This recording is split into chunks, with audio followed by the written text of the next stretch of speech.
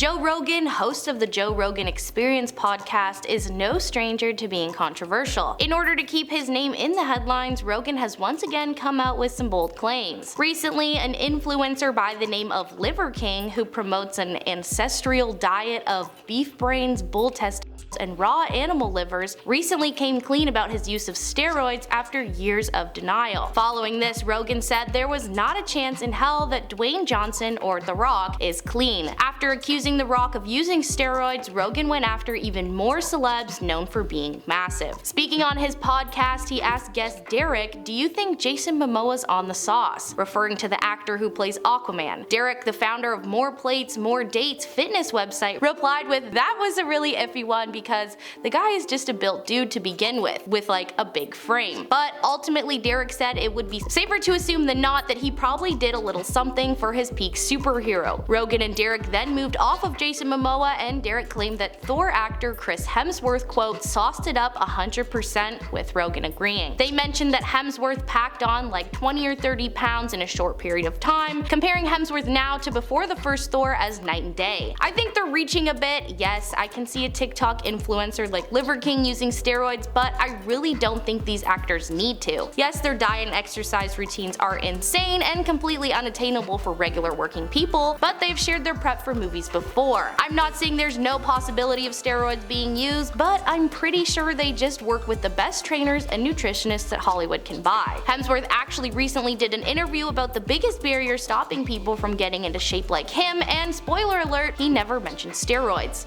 Not that I think if he was using them he would mention it, but there are lots of other factors as to how a person could attain that level of fitness. I think Rogan enjoys being controversial, and that's why he made these claims. I especially don't agree with Rogan because there's absolutely no reason or indication that these men would be taking steroids. Who knows though? Do you think Rogan is onto something with these steroid accusations, or is it just more of his nonsense? Joe Rogan wasn't the only person in the headlines recently. Nick Carter, singer and member of the Backstreet Boys, was actually recently sued for sexual misconduct after an alleged incident during the 2001 Backstreet Boys tour. According to legal documents, Shannon Ruth, who says she was 17 at the time of the incident, was invited by Carter to his tour bus after a concert in Tacoma while she was waiting in the autograph line. These documents say Ruth, who has autism and cerebral palsy, was asked if she wanted a drink. She asked for apple juice, and Carter allegedly told her he had cranberry, giving her a red-colored drink. Ruth said the drink tasted off, but Carter called it VIP juice, and she drank it as to not be rude. Looking back, Ruth believes that it was mixed with alcohol. Then, according to her statement, Carter took her to the bathroom on the tour bus and ordered her to perform